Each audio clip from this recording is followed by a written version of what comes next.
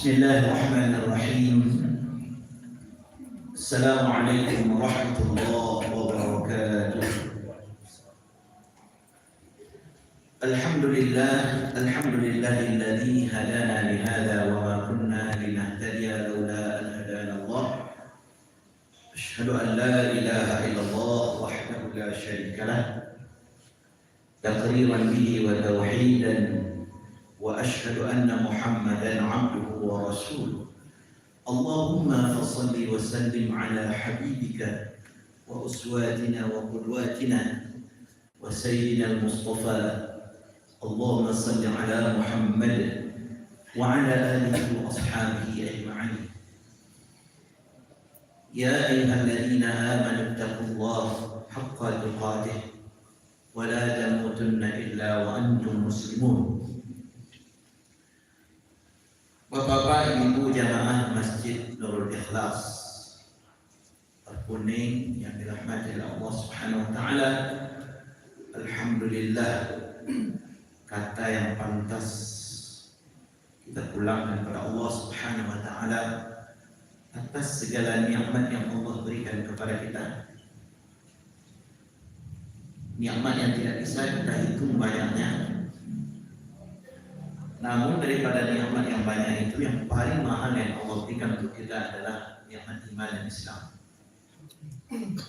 Nikmat yang hanya Allah berikan kepada orang-orang terpilih, dan alhamdulillah kita termasuk orang terpilih. Bagaimana Allah menjadikan kita terpilih? Allah takdirkan kita terlahir dari keluarga kaum muslimin. Bayangkan kalau kita terlahir bukan dari keluarga kaum muslimin, Wallahu a'lam, kita akan mendapatkan nikmat yang mahal yang dua ini. Kemudian kita bersalawat kepada uswah dan qudwah kita Nabi Muhammad sallallahu alaihi wasallam. Allahumma shalli ala Muhammad wa ala ali Muhammad. Bapak-bapak, ibu-ibu jemaah yang dirahmati Allah, karena tadi kita mengatakan bahwa nikmat yang termahal yang kita terima dari Allah itu adalah nikmat iman, nikmat Islam. Kita dapat melihat buktinya bahwa ada sebahagian daripada keluarga Nabi pun tidak mendapatkan nikmat iman dan Islam ini. Kita lihat contohnya ketika Nabi Nuh alaihissalam, istri dan anaknya tidak Allah berikan nikmat itu. Kita lihat pula Nabi Ibrahim alaihissalam, Allah tidak berikan nikmat itu kepada ayahnya. Ketika kita melihat kepada Nabi Lut alaihissalam, Allah tidak memberikan hidayah itu kepada istrinya. Bahkan Nabi Muhammad sallallahu alaihi wasallam, Allah tidak memberikan nikmat iman dan Islam itu kepada pamannya Abu Thalib. Sekalipun Rasulullah sallallahu alaihi wasallam sudah menyampaikan kepada pamannya, "Ya ammi qul la ilaha illallah najika yaumal qiyamah." Wahai pamanku, ucapkanlah kalimah la ilaha illallah sekali saja, supaya aku bisa menyelamatkan engkau di hari kiamat. Tapi memang Allah lah yang memberikan nikmat itu, maka tidak ada satupun yang bisa memberikannya kecuali Allah Subhanahu wa taala. Namun bapak-bapak, ibu-ibu yang dirahmati Allah, untuk mengukur atau melihat bagaimana keadaan nikmat iman itu sudah terpelihara baik atau tidak kepada kita, Allah memberikan satu surah di dalam Al-Quran agar kita jadikan surah ini sebagai alat ukur atau dijadikan sebagai cerminan sejauh mana tingkat keimanan kita itu kepada Allah Subhanahu wa taala. Sejauh mana kita mensyukuri nikmat iman yang Allah berikan itu kepada kita. Surah yang dimaksud itu adalah surah Al-Mu'minun, surah ke-23 dalam Al-Quran. Sesuai dengan namanya, surah Al-Mu'minun. Dan surah ini menjadi tolok ukur untuk mengukur keimanan kita. Maka di ayat pertama yang kita lihat daripada surah ini, Allah langsung memberikan pernyataan, qad aflahal mu'minun, sungguh telah menang mereka orang-orang beriman. Yang pertama, orang beriman itu adalah orang yang alladzina hum fi salatihim khashi'un, khusyuk salatnya. Nah, khusyuknya sholat seseorang ini dilihat dari bagaimana dia mempersiapkan sholatnya, bagaimana pakaian yang digunakannya, bagaimana taharahnya, bagaimana wudunya, bagaimana apakah dia sudah bersih dari najis dan hadas dan sebagainya macamnya. Bahkan termasuk bacaan sholat yang dibacanya ketika sholat, apakah dia paham apa yang dibaca? Jangan nanti kita hanya tahu bacaan sholat, tapi kita tidak tahu apa yang kita baca itu. Apa maksud yang kita baca itu? Maka disinilah kita mengukur cerminan pertama bagaimana keadaan sholat kita, bapak-bapak, ibu-ibu yang dirahmati Allah. Kemudian, jemaah yang dirahmati Allah,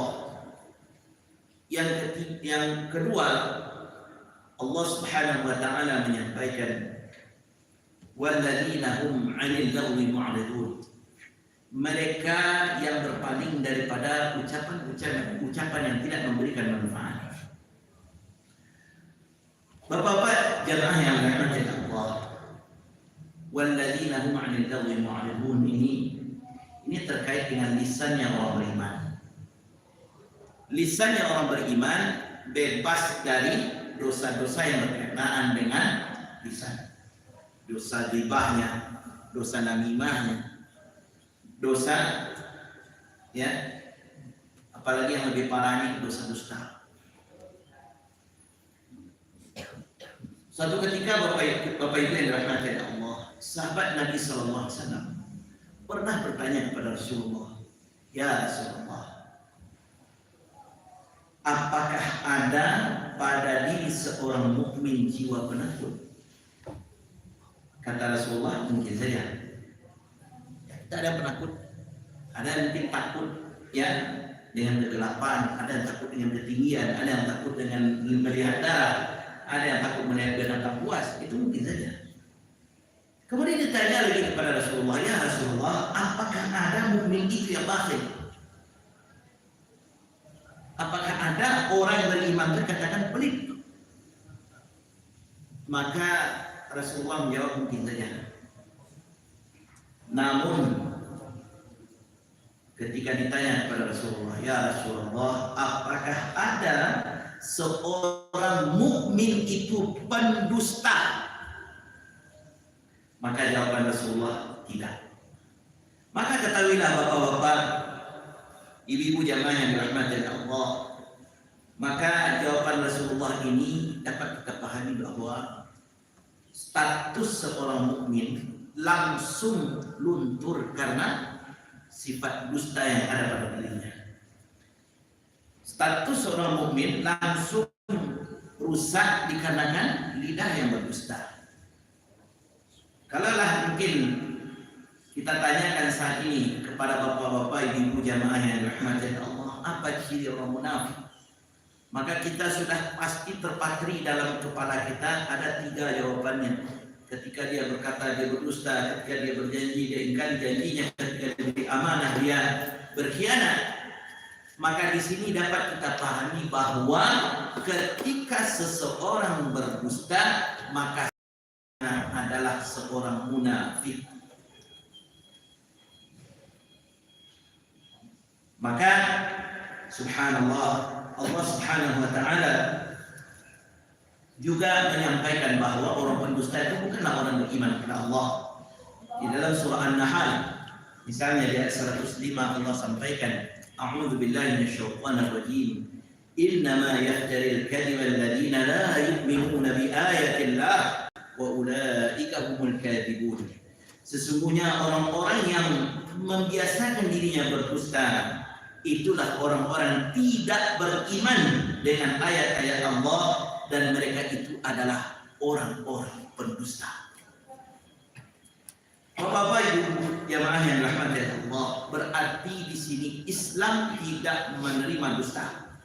Karena ini adalah dosa warisan iblis yang pertama kali dosa yang terjadi sejak makhluk diciptakan oleh Allah Subhanahu wa taala. Dusta yang membawa petaka, dusta yang akan membawa kita untuk berbuat dosa berikutnya. Ketika satu dusta terbuka, dia akan menutup dengan dusta berikutnya. Ketika terbuka lagi, dia akan tutup dengan dusta berikutnya. Terbuka lagi, dia akan tutup dengan dusta berikutnya. Na'udzubillah, summa na'udzubillah. Maka lawan dusta ini adalah kejujuran. Maka Allah Subhanahu wa taala menyampaikan di dalam Al-Qur'an, misalnya di dalam surah Al-Ahzab ayat 70, Allah Subhanahu wa taala sampaikan, "Ya ayyuhalladzina amanu." Wahai orang-orang beriman, ketahuilah Bapak, ketahuilah ibu jamaah rahimani wa rahimakumullah, setiap ayat yang dimulai dengan ya ayyuhalladzina amanu. Pernah nak Bapak hitung berapa kali Allah ulang dalam Al-Quran? Ya ayyuhalladzina amanu. 89 kali Allah ulangkan di dalam Al-Quran. Maka ya ayyuhalladzina amanu, ulama berpaham bahwa setiap ayat yang dimulai dengan ya ayyuhalladzina amanu akan ada perintah wajib dari Allah Subhanahu wa taala. Wajib untuk dilaksanakan atau wajib untuk ditinggalkan. Maka di ayat ini Al-Ahzab 70 ini ada satu kewajiban yang harus kita lakukan. Ya ayyuhalladzina amanu taqullah. Wajib kita bertakwa kepada Allah. Wa qulu qawlan sadida. Berucaplah ucapan yang jujur. Maka subhanallah, inilah identitas atau parameter kita yang kedua. Yang pertama tadi adalah khusyuk salatnya, yang kedua baik lisannya, dan yang paling terjaga lisan ini adalah jaga lisan ini daripada dosa-dosa dusta. Karena apa? Dusta itu langsung menurunkan atau menjatuhkan status mukminnya seseorang berubah menjadi seorang munafik.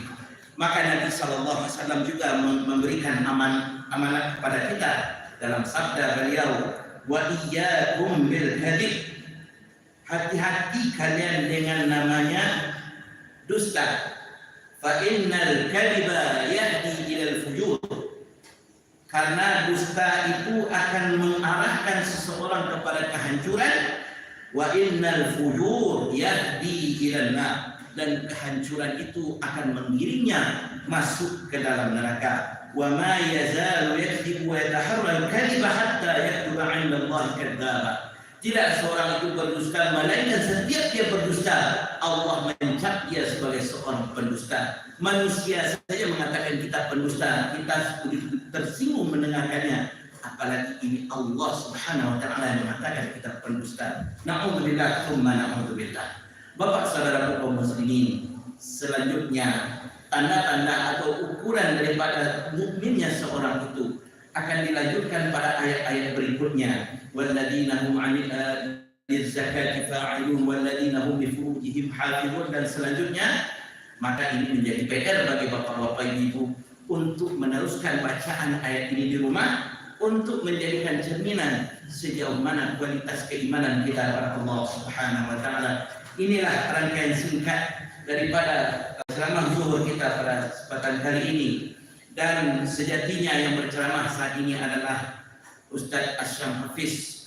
Namun qadarullah, Allah memberikan beliau musibah dengan wafatnya ayah beliau kemarin. Inna lillahi wa inna ilaihi raji'un. Dan telah dimakamkan kemarin di TPU Udara Bukit Tinggi.